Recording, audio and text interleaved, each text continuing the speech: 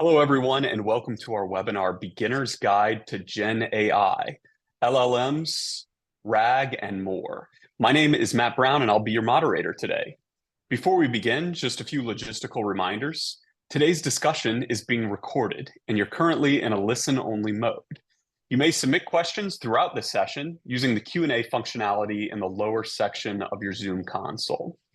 If this is your first time joining a SingleStore webinar, heads up that we present weekly webinars demoing data and AI use cases and new technologies. In fact, if you like today's topic, heads up that we're going to be presenting 2 more AI webinars later this week. If you click to the next slide, you'll see that the first will be on Wednesday. It's called Using OpenAI's new Assistance API to Build a Voice-Activated Financial Advisor. This session will be a great chance for you to get hands-on with the new Assistance API while receiving a demo and code notebook on how you can use it to build something like an intelligent financial advisor that's accessible with simple voice commands. So if that sounds fun to you, feel free to register right now. You can see the bit.ly link on your screen, bit.ly OpenAI Assistance API webinar. I'll put that link in the chat in a second, or you can take a photo or screenshot of that QR code, which will take you to the same place, the same RSVP page. And then if you click to the next slide, you'll see that we're also going to be doing another one on Thursday on a different aspect of OpenAI's newest feature release. This one's called How to Build Custom GPTs Using OpenAI Functions. This session will delve into how to overcome the limitations of OpenAI's custom GPTs, such as the restrictions on file uploads and static data and the costs therein as well.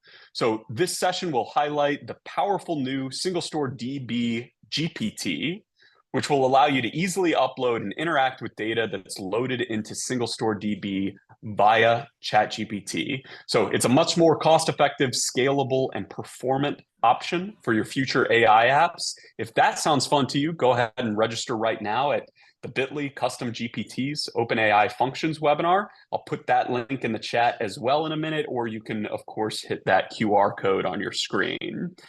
And then if you hit the next slide, you'll see that back to today's topic, we would love for you to try out the technology that we're going to be talking about. In fact, anyone who tries out SingleStore today will be entered for a chance to win new branded AirPods Pros. All you need to do to participate in this raffle is click the link. It's on your screen, bit.ly Beginner's Guide to Gen AI raffle. I'll put that link in the chat as well. You can also take a photo or screenshot of that QR code. And all you need to do to participate is log into SingleStore. We've got a free trial if you're a new user, or you can log into your existing account or your existing ongoing free trial. Anyone who logs into that link, it doesn't matter the status of your account, we'll check the folks who log in and we will announce a winner by the end of today's session. We also have some fantastic technical experts joining our Zoom Q&A today. You might recognize Akmal Chowdhury, one of our more familiar faces at our webinars. He's dialed in from England today, and he is ready to answer your questions interactively. We'll try to get to as many as we can as they come in, but we have a very big audience today. We'll flag some for the live Q&A at the end of the session, and we will email anyone if there's any unanswered questions that we haven't gotten to by the end of today. So finally, let me introduce our speaker for today. Pavan is a developer evangelist at SingleStore. He's a Gen AI, DevOps, data science, and machine learning enthusiast. He is a self-taught developer and a prolific author. And this is actually his first time presenting a live SingleStore webinar, though he's spoken at other events. Hopefully this is his first of many SingleStore webinars. All right, Pavan, welcome. The floor is now yours. Thanks, Matt. Thanks for the introduction. And yeah, guys, thanks for joining this webinar about generative AI for beginners.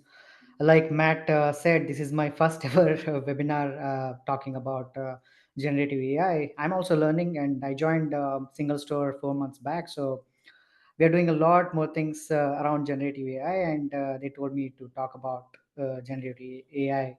So I chose this topic because I'm very I'm also learning, and I thought this will be very helpful for others who are joining, who are try to learn generative AI just like me. So this is about it. This is about generative AI for beginners. So let's start. Who am I?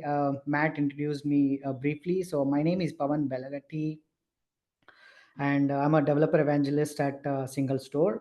So yeah, I come from the DevOps part of the world, and GenAI is new to me, but it's exciting for me to learn all these new things and new concepts. So some of the concepts I'm going to talk today in the agenda, so you can see it's all about AI systems, AI tools, the different AI layers we should know about. What is Gen AI? What is machine learning? Where does machine learning fit in here? What is the difference between machine learning models and Gen AI models, and how generative AI works. We'll talk about some generative AI tools and also large language models. We will also talk about some of the approaches like retrieval-augmented generation, vector databases, and also semantic search, cosine similarity, and also at the end we'll talk about little bit about the company where I work for, SingleStore, how it can be used as a vector database. So let's get started.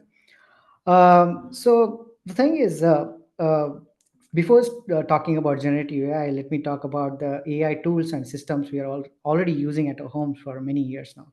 See, you see, Alexa and Siri, we have been using them. So, but the main difference between these AI, traditional AI systems, and Gen AI is, these systems perform specific tasks with predefined rules and patterns. They don't generate anything new, like the name suggests. With a generative AI tools and systems, they generate something new. It can be, text format, audio, video, any stuff. So for example, if you ask Alexa to generate a video or a text, it can't, because everything is predefined. The engineers have fed in some data with labeled data, and it can perform only those things. So yeah, that is a main limitation with the old the AI systems. That's where generative AI gets its upper hand, because it creates something new. It can be any content format. Okay, so these are the different layers in AI systems we should know about. It under AI systems, artificial intelligence, we see different layers like machine learning, and under machine learning we see deep learning, and under deep learning, generative AI, and large language models, and GPT transformers, and under GPT we see GPT-4 and Chat GPT. So what is GPT? It's a family of AI models built by OpenAI, right? So GPT is a deep learning model that uses transformer architecture. We'll talk about transformer architecture in a bit. So this transformer architecture actually is used to generate human-like text. So the basic idea of this slide is to understand how vast is artificial intelligence and where generative AI comes. So yeah, there's a lot of talk about generative AI, and every company on the earth today wants to embrace and embed generative AI in one or the other forms into their products and services, right? So this is my favorite slide. If you go to Google Trends, if you search for this term generative AI, you see from 2023, like it's just going up and above. So this is the proof that generative AI is here to stay, and it's gonna produce a lot of jobs around generative AI. So the first layer we saw under artificial intelligence is machine learning.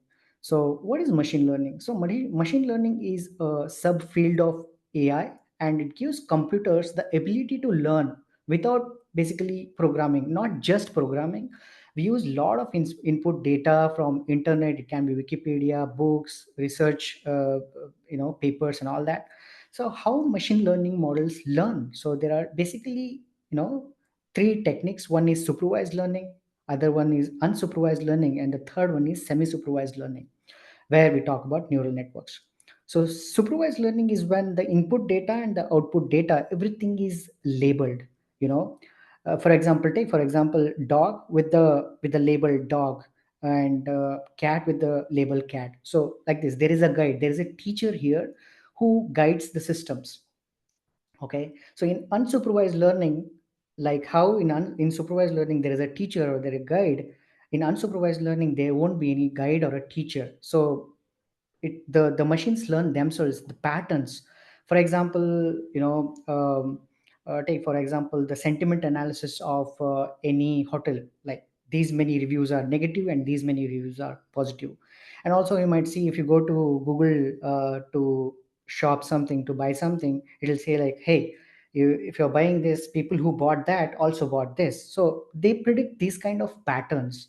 And the third one is semi-supervised learning, where the models are trained with less amount of supervised sorry less amount of input and output data, whereas lot of unsupervised data. So that's where we talk about neural network. So yeah, under artificial intelligence we saw machine learning, and under machine learning we are talking about now deep learning.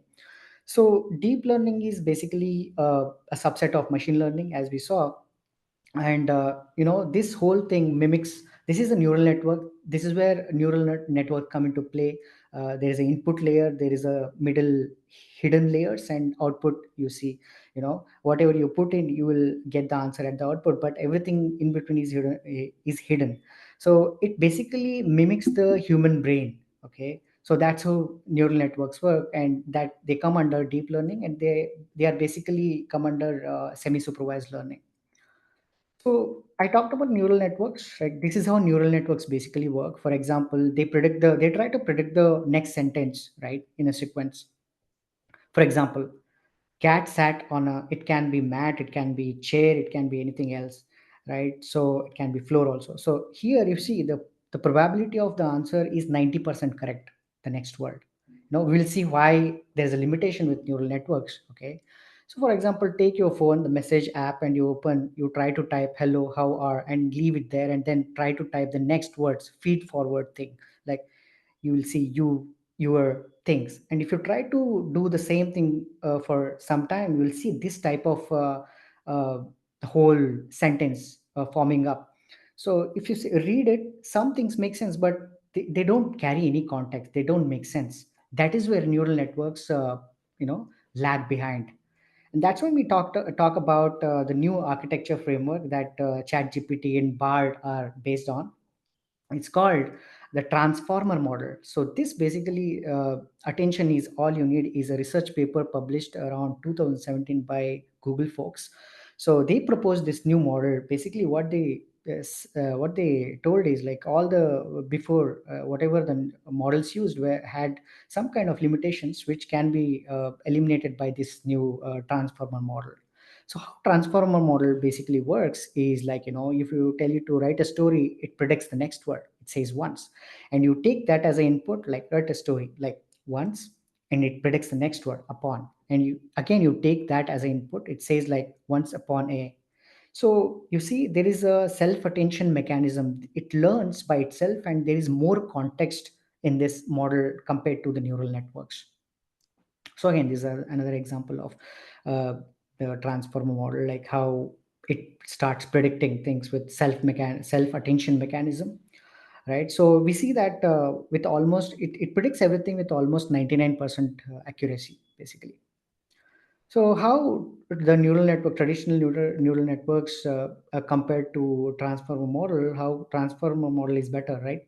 So if you see, this is the only feed forward is happening in the neural networks, like just like your phone, like message app, it just feed forwards the next word without any context. Whereas here, it predicts the next word almost 99% perfect. And this transformer model is also called, like, it has this encoder and decoder type. So yeah, under machine learning, we saw deep learning. And under deep learning, that's where we are more interested about. That's where generative AI comes into the picture. So let's talk about generative AI. So what is generative AI? So generative AI is basically a type of artificial intelligence. We all know it's a technology that can produce various types of content, including text, image, audio, video, and synthetic data. Yeah, so if you see, these are from OpenAI, all these models. GPT is like, it's basically for text, DALL-E is for image generation, and Codex is for to generate code. So this is how it generates some type of content. Here we saw all three type, right? Text, audio, and text, image, and code. So, how machine learning models are different from Gen AI model, right? Like we saw in machine learning model, everything is labeled. The data and the label, it predicts actually the label. So if you see, like, if you give it a dog image and the data is there, so it learns relationship between data and label. And the output obviously will be a label. Whereas in Gen AI model, the unstructured data is fed into it and it learns the patterns in the unstructured content. Okay, so the input, if you give the model with a dog and if you say, hey, generate a new content, it actually generates a new content. It doesn't just show you the label. So that's the main difference between AI model and the Gen AI model. So yeah, we have come a long way from traditional programming to neural networks to Gen AI, what we see today. Before, the developers used to hard code everything, like cat type is animal and legs four, ears two, and for yes, likes to yarn and catnip. And then we moved to like machine learning models, like a dog image with a label there, and it used to, if you ask the model like, is this cat, it used to discriminate yes or no. That's it. It doesn't used to generate. But now this is where we have come with the models, with the tools like Lambda, Palm, GPT. If you tell the model to go read this huge pile of book, it does it in a minute or two. And then if you ask it, hey, you have learned so much about cat, can you generate something about cat? Like it can starts generating a full essay, a full blog about cats. So that's how generative AI models are more sophisticated than the machine learning and other models. So yeah, how Gen AI works, like, we saw before, like traditional AI was more of a, if you give it images of dogs, that in between the GPT trained model used to come and it used to just discriminate, like, yes, this is dog, this is not a dog.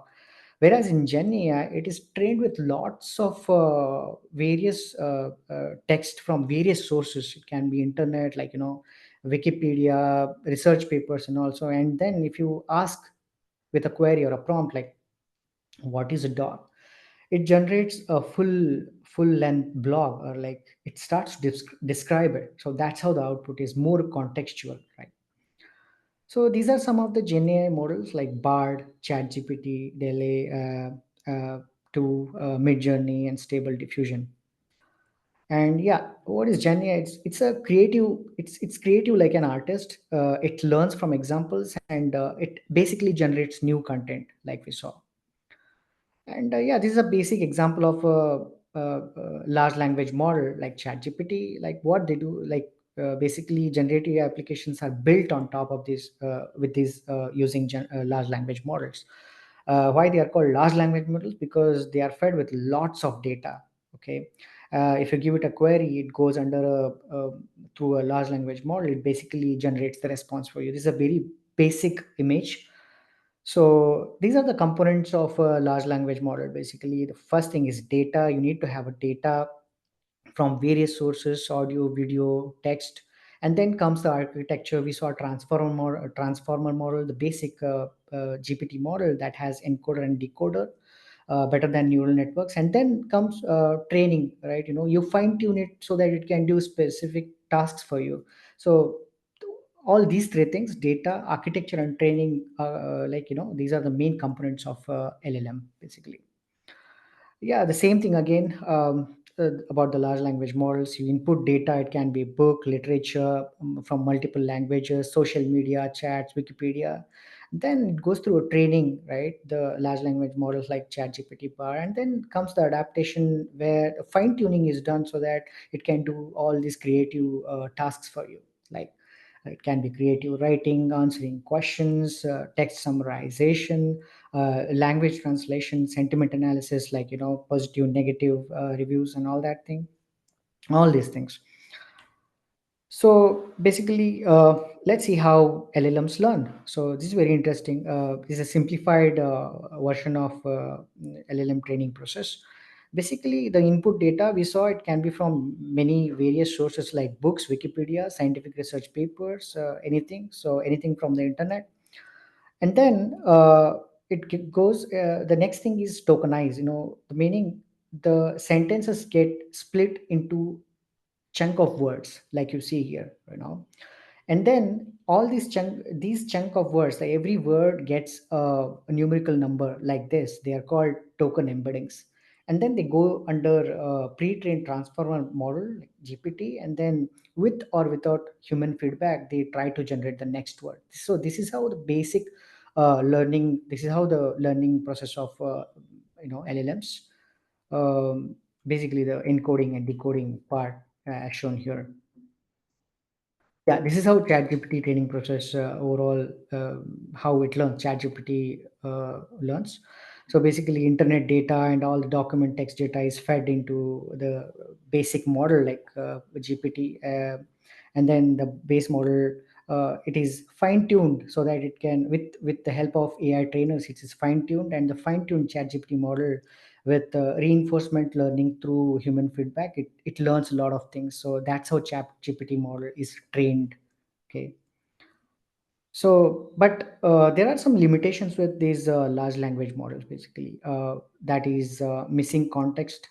Sometimes they may miss context, and they might not be tailored outputs. You might be wanting some type of output, but you might not get that output sometimes. And specialized vocabulary, for a specific industry, there might be specific words they might be looking for. So since LLMs doesn't know, sometimes when they are not trained on that, they might not know that particular vocabulary. So what can happen, user query goes through these LLMs. Sometimes they might give you the hallucinated answer. That means it can be the output data can be biased, it might not be correct, and it can be a made up story. So how do you overcome this? We'll talk about it. Yeah, this is the hallucination board, like leaderboard from Vectra. I saw this blog some days back. So this is the GPT-4. As you see, the accuracy is 97%, and the hallucination rate is 3%, and the answer rate is almost 100%. So this is for different models, as you see. So yeah, like how do you overcome that hallucinated answers like from generated by LLMs, basically? So first thing is fine tuning. You basically fine tune it with adding more specific data, the already trained model, and then you basically use different methods of input data like prompt engineering, and there is something called RAG, retrieval augmented generation, where LLMs have their own database called vector database, where they keep a lot of information. We'll talk about them slowly. So fine tuning, like we saw, it's basically adding more context with more data, the already to the base model. So this is how it looks like for the base model. If you ask, like, tell me how to fine tune a model, this is the uh, answer. And once the model is fine tuned, you can expect an answer like this, basically. So yeah, this is a whole overview of how full fine tuning works. So pre-trained thing is LLM model is here, and then it is fed with domain specific data. Now you get fine tuned large language model, and user can interact with it to get the expected answers. So yeah, prompt engineering is basically, you make up different you ask different questions basically to expect the different answers, and fine tuning it basically with different inputs. And retrieval augmented generation is basically having a vector database there. When a user query when user comes with a query, and he prompts with some query, and it goes through an embedding model, and it searches the vector database, and it retrieves the context, and again it goes through a large language model to answer back to the user, right? So that's how retrieval augmented generation helps.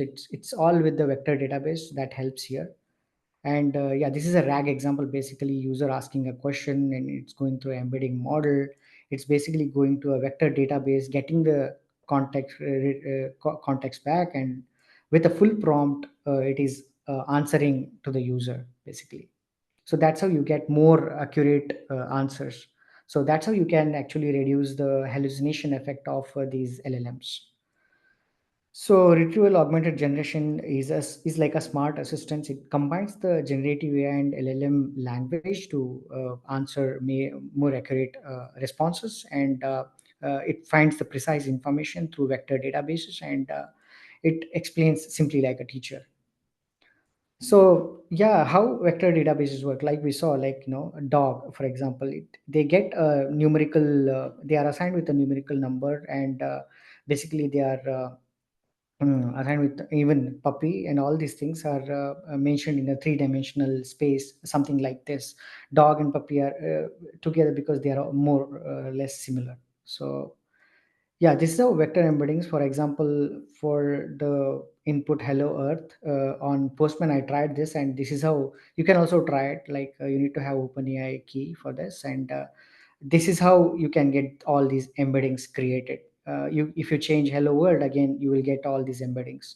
So that's how, because machines learn everything and store data in a form of numerical language. So that's how it gets created. So these are called vector embeddings, and this is how they are represented inside a vector database in a three-dimensional space. For example, ball, apple, banana, and all, like numbers basically in a three-dimensional space. So yeah, for example, Pawan is a developer evangelist at SingleStore. So the whole sentence gets split, and every word is given a numerical number, and like embeddings, the tokenization and embeddings, and then it gets stored in a database called vector database. The sentence gets split. That's when tokenization. What That's the process called tokenization, and then every word is assigned with a numerical number, just we saw. So that's called embeddings, and all these things are stored under a vector database basically. So how these vector database retrieve data? So retrieve proper data. So there are basically two methods prominently. One is semantic search, and the other one is cosine similarity. So semantic search is basically, it groups the similar sentences or words together, right, in a three-dimensional space, and it retrieves, like, depending on the how close the words are. As you see here, these are the examples, like, hey, what's up, hi, how's it going, hello, how are you, all these things are more or less similar. And similarly here, I adore my dog, I love my dog, I like my dog, and all these things are basically, grouped together because they are all same, the meaning is same. So this is how semantic search works. So with when a user query inputs, it goes through a semantic analysis through large language model, and then it gets the contextual understanding of that query, and then it goes through a database, and then it finds the results and returns the results through large language model, and that's how it presents the results to the user.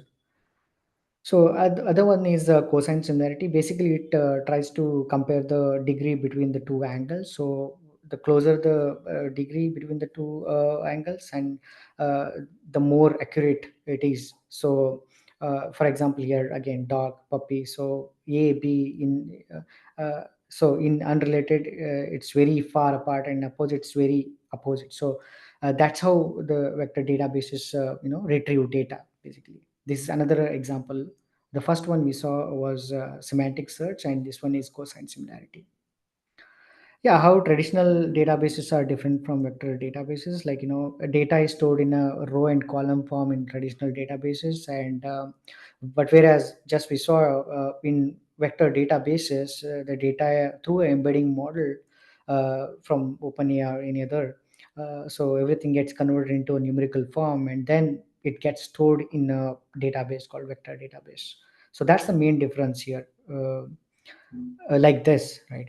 It can be any content, like image, documents, video, audio, any unstructured structured data through an embedding model. Like I'm taking example of here with OpenAI's embedding model, text embedding ADA 002. It gets, it the words get split, and every word gets a numerical number, and then they are called vector embeddings, and that's how they are stored in a vector database such as SingleStore.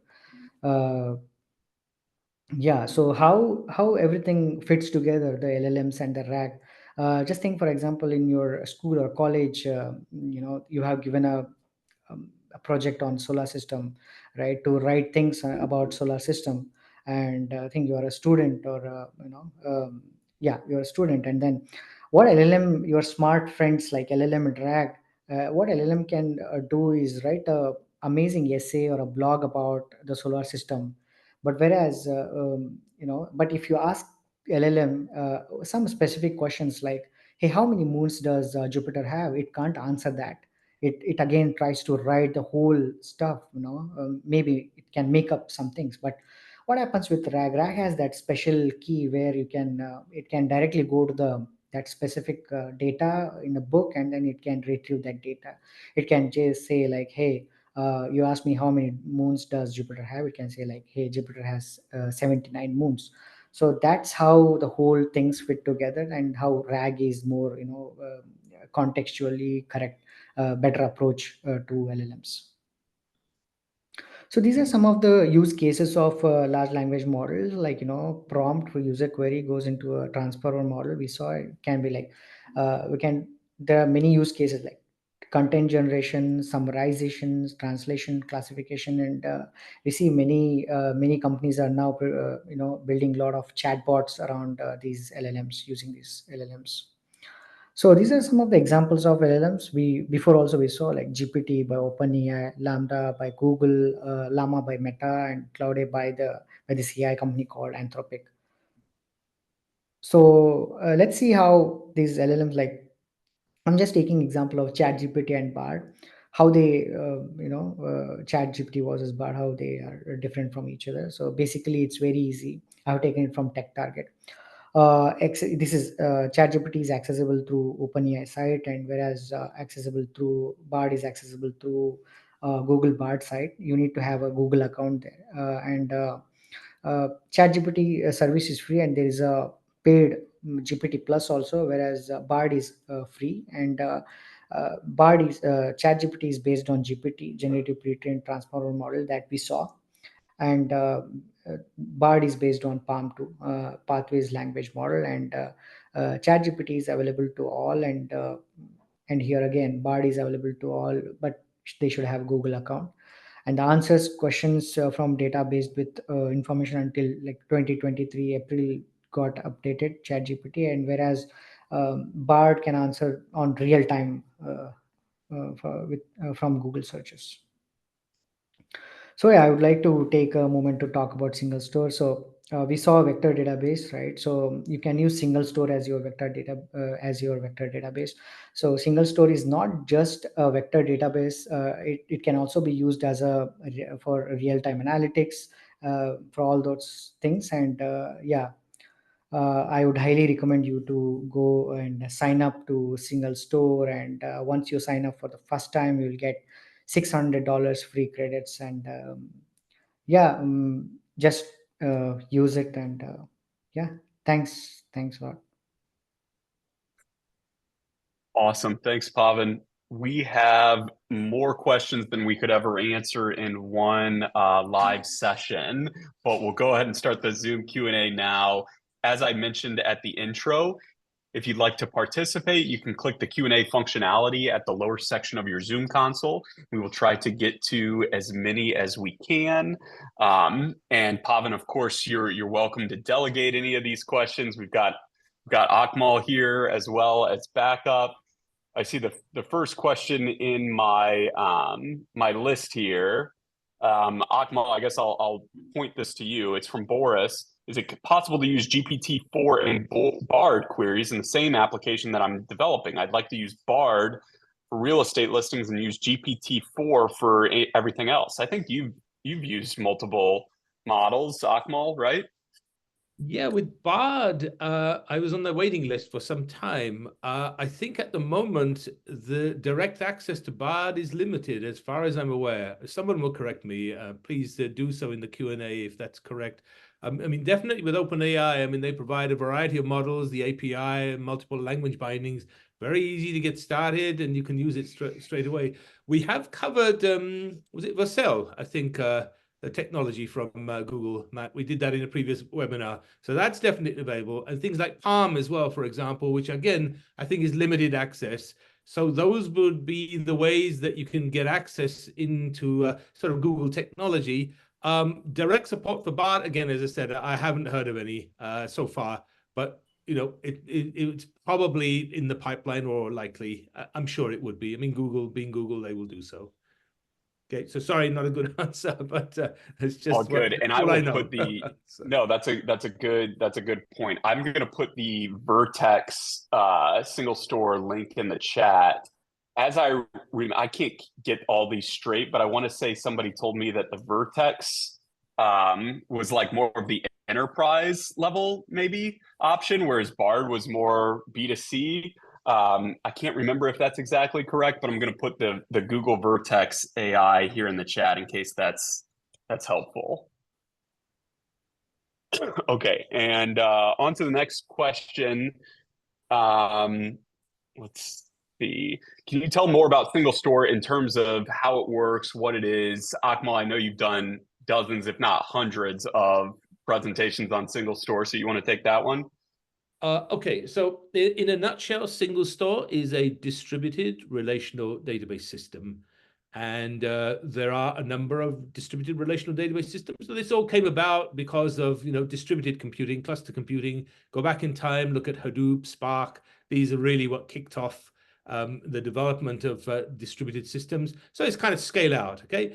The other nice thing about SingleStore is the separation of compute and storage. So that is fairly unusual in the field still. Okay, there are a few other companies that do that in the data warehouse space, for example. And of course, it's multimodal. So it supports a wide range of things, capabilities, geospatial, time series, JSON support, and vectors, which Pavan was talking about. So, I mean, and keep in mind, an FYI, our vector support is not something we just added today or yesterday. It's been there since 2017. Okay, but there's more stuff coming along in the vector space in the next major release. ANN support, for example, indexing, lots of great and cool stuff in the pipeline. So that's really what it is. I mean, it is a distributed SQL database at its core, and at its heart, that's what it is. Good stuff. I'll pose this to both of you. I know we have some upcoming webinars on this topic, but the question is from Yogesh. How can an LLM be trained to understand a new domain, e.g. pharma, clinical data, math, genomics, etc.? Do either of you want to take that? I'm very new to, I mean, like a RAG is the approach. I mean, like, again, like with the OpenAI now has its own RAG. I mean, like, is that what Yogesh is talking about? Where we can upload the I data think and we so. can And make it. I think Yogesh, you should really attend. I'm going to put these links into the chat. You should really attend our webinars later this week. I think the plan is with both of them are approaching your topic in two different ways. One is more on the new Assistance API, and the other is on custom GPTs. And these are different ways of getting at your question. So we haven't done these webinars yet. They're actually different speakers. We've got two different speakers that are going to be doing those later this week, but I'm going to put those webinars in the chat, and you can come learn more about that then. Yeah, Matt, maybe I could just quickly add. So the thing is that, I mean, if you go back in time, even as recently as a year ago, if you wanted to do something for a specific domain, such as pharma, for example, you would have to put in the time and resources to build your own LLM. And that's an expensive thing to do. With all the cool stuff that OpenAI, for example, has announced, and I'm sure, the likes of Amazon, Google, and others will add these sort of features and capabilities as well. And that task, it kind of in some ways goes away, okay? Because you're able to customize the technology to meet your specific needs, and you can do so a lot cheaper. And the price of stuff is always going down, it's becoming a lot cheaper. And the models are getting better. The ability to customize them for specific domains is getting better. So you save on the time, cost, and the hassle of building your own. And that, I think, is the real benefit that you get. And it's only going to get better. Good call. Good call. Yeah, this question also reminds me of, just the idea of training on a new domain. Now, the examples listed were like pharma, genomics, et cetera. But I have a friend who recently used the new GPTs to train the LLM on how to create a Quentin Tarantino script. And so the way that they did it, they adjusted the instructions to say, you are a Quentin Tarantino production team. Here's the cast. Here's who I want the writers to be. Here's who I want the actors to be. And now I'm going to train you. I'm going to upload, 10 PDFs of Quentin Tarantino scripts. And now you have the information you need to create the next Quentin Tarantino movie. And I was talking to my boss about this topic, and it sounds like, the new custom GPT builder is very much like it's a B2C. It's the consumer friendly version. But my understanding is that the assistance API is where, businesses come in. That's where you can start pulling in data, huge data sets, multi-model data sets. You can do all sorts of things, incorporating this into different applications. So I think that, it's a really exciting time, but hopefully we've helped to answer your question a little bit, and hopefully you attend those webinars later this week on this.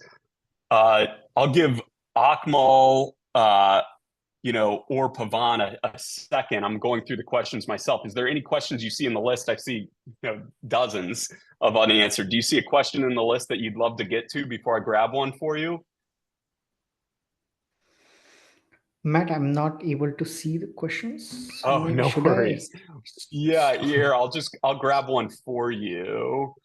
There's been a couple questions about how do you recommend getting started if you're new to this topic, if you're switching over from like an IT role, or you're, whatever. Do you have any recommendations? And I know I put some stuff into the chat, like the SingleStore Spaces tutorial and a couple courses from deeplearning.ai, like the Andrew Ng courses. I know you're self-taught. Do you have any recommendations? Same, Matt. I would say follow me on LinkedIn. I'm also a learner. I mean, I'm uh, I'm still learning this generative AI from last 3 months. So every day I post one story about generative AI. Like they are all beginner friendly. So I think, yeah, I'm promoting myself here, but yeah, that's what I do on LinkedIn. So, and I write a lot, all the like new stuff on generative AI on dev on places like dev.to medium.com. So yeah. Good stuff. That's a good answer.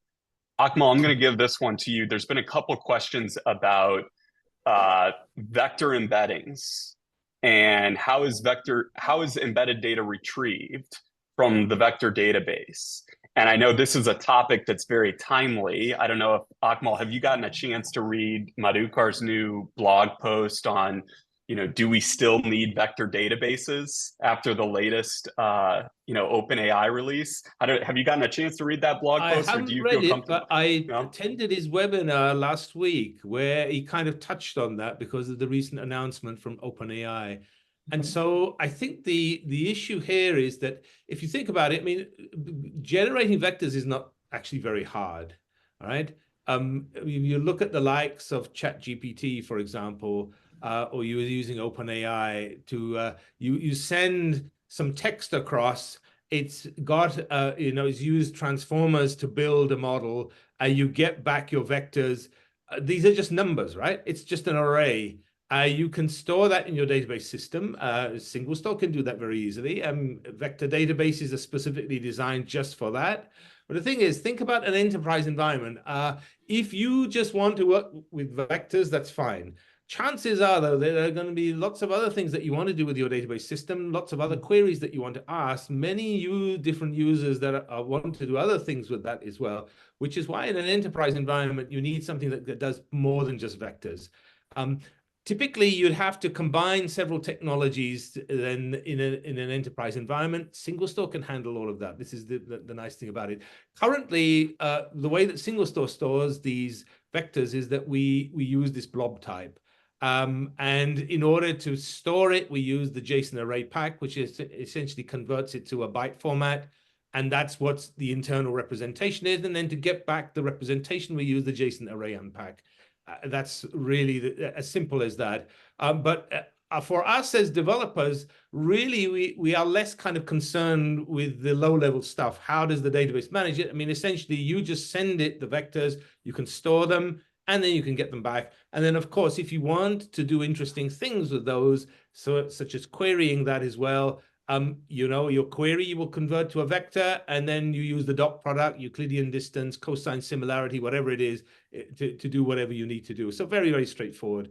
And ultimately, I mean, there's not a huge difference in terms of the vectors across the various products. It's just a question of, are you focusing on something specific, just vectors only, or do you want something more broad in terms of database access and capability? Something like SingleStore would be very good in the latter sort of scenario. Good stuff. Let's see. I've seen a couple questions on managing hallucinations and managing token windows. And I remember there's been questions in past webinars that talk about like the cost of OpenAI. Should I use a free something like Llama or Hugging Face? And how do I manage, how do I find the ideal length to send to the LLM? Akmal, I know you've done a couple of these demos. Do you have any like thoughts on the different options that are available, or how you trial and error get to the best solution? Okay, so with OpenAI, as we discussed a short time ago, I mean, the cost is going down all the time. So literally for pennies, I mean, you can do a huge amount today. And there are these kind of benchmarks, if you like, or comparisons of these LLMs as well. And some of the results that I saw recently, again, OpenAI comes near the top or at the top in terms of its quality and performance. So, if you're really looking at the kind of the Rolls Royce, if you like, or the Ferrari or whatever you want to call it, go for the commercial offering if you want to get the best results. But there's some great open source stuff out there as well. I mean, from Facebook and others. Hugging Face is a great place to go to as well. That's a great way to just to get your toes in the water, if you like, test it out, try it out. Amazon is offering Bedrock as well. That's a possibility. And so we're going to see a lot of these companies coming out with these offerings. And I think the quality is just going to get better. The cost is constantly being pushed down. And so at some point in time, I think the money is going to become less of an issue simply because it's going to be so cheap to be able to run these things. Just as we had with cloud computing, for example, initially started off very expensive, but now it's pervasive. Everyone can use it. And it costs you pennies to be able to get some of the compute resources.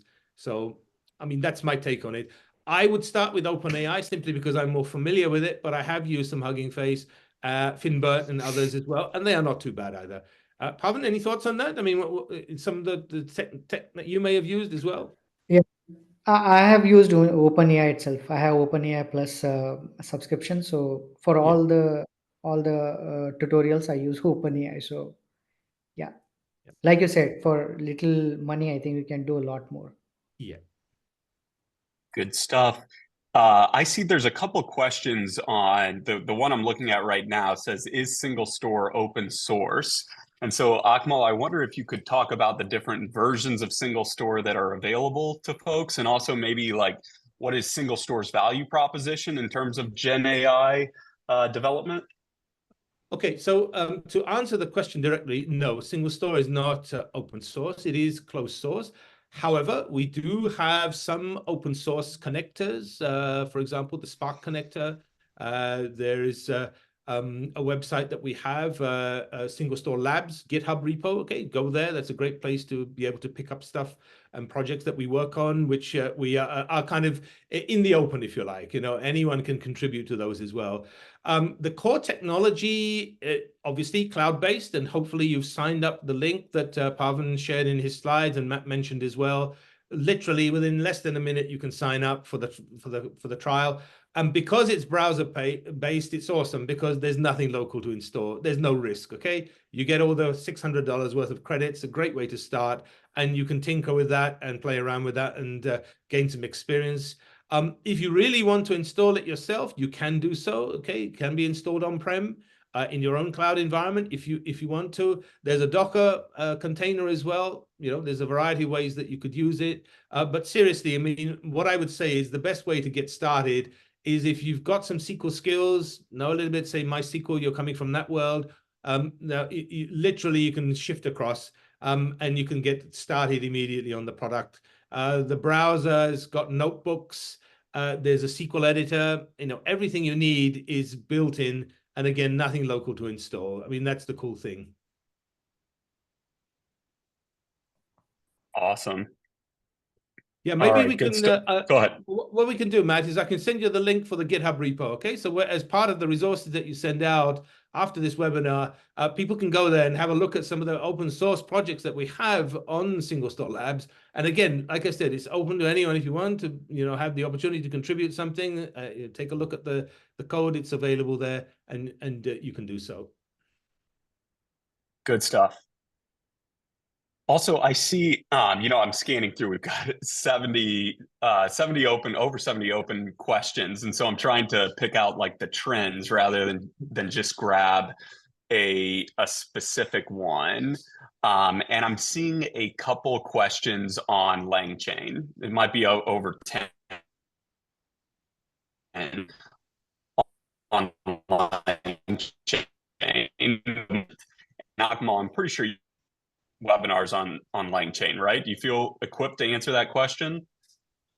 Matt, you're just breaking up there a moment ago, so I didn't quite get the question there.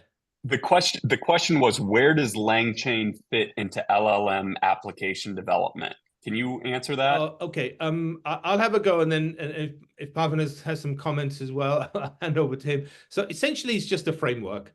It's just an easier way. If you think about it, it does the low-level plumbing, if you like. The ability to access these LLMs at a higher level makes your life as a developer a lot easier because all the hard work is done behind the scenes. Okay, so you're working at a much higher level. And we have an integration as well with LangChain. And in past webinars that we've done, I think as recently as a couple of weeks back, we talked about how, for example, 3 or 4 lines of code, you can be using LangChain SQL agent and you can be conversing with SingleStore in natural language, okay?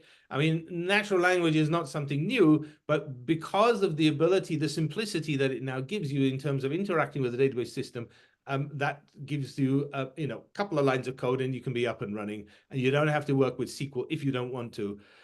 So think of it as like a Swiss Army knife kind of thing. You know, it's got a whole range of capabilities.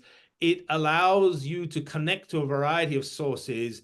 It provides the high-level interface for you to be able to work, you know, in terms of business problems, and then a lot of the low-level issues are kind of taken care of for you. And that's great because, you know, our time as developers is very valuable. We need to invest it in solving the real business problems, and this is where it comes in. And so I would say, I mean, people often ask, you know, what sort of technology should I be learning today as a developer? Learn LangChain. That's one of the things I would say you should go away and really familiarize yourself with. Be aware, it's very fast paced. Things break often because of the rate of change, but keep on top of it and you will really like it. And it's you can be extremely productive with it. I'll hand over to Pavan. He may have some thoughts on this himself. Yeah, I mean, it's basically a framework like toolkit for developers to build generative AI applications on top. Like it gives everything. It makes a developer's life easier, like you said. Yeah.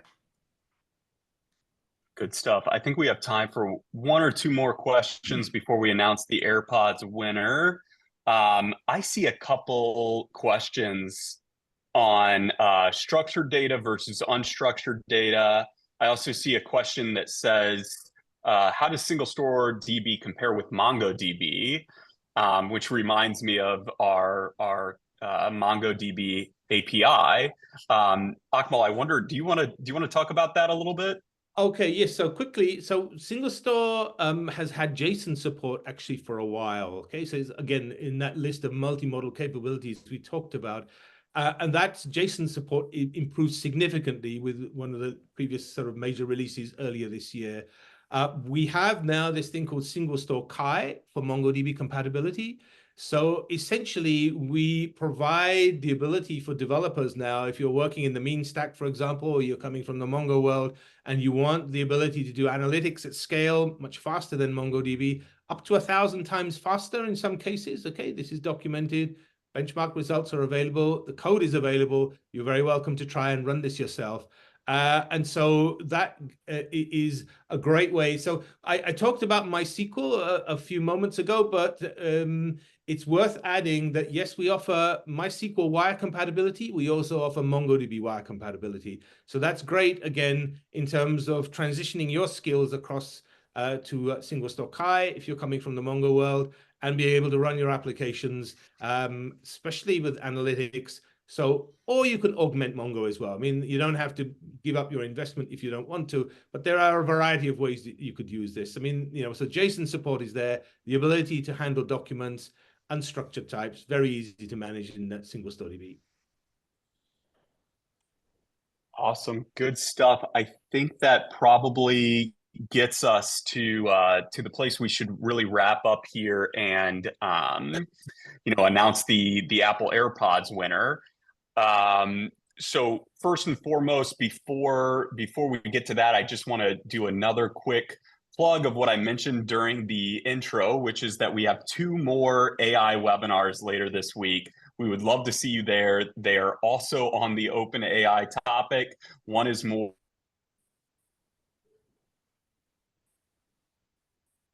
build custom GPTs using OpenAI functions. So I'm just going to quickly, for any late arrivals, I'm going to quickly paste those links into the chat. There's the first one, and here is the second one. We hope we will see you there.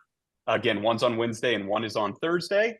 And then on to the announcement. Everyone has, for today's AirPods winner is Mark Malik, VP of Engineering at Distill Networks in the United States. Congrats, Mark, on your new AirPods. We will ship those to you. If that is not you, don't give up. We're going to give out 1 more AirPods by the end of today to anyone who tries out SingleStore before end of day. So check your email for that link. Keep an eye on your email for the recording of this session and some relevant resources, links like we mentioned. And thanks again for joining us. Hopefully we'll see you at the next one. Bye, everyone. Bye-bye.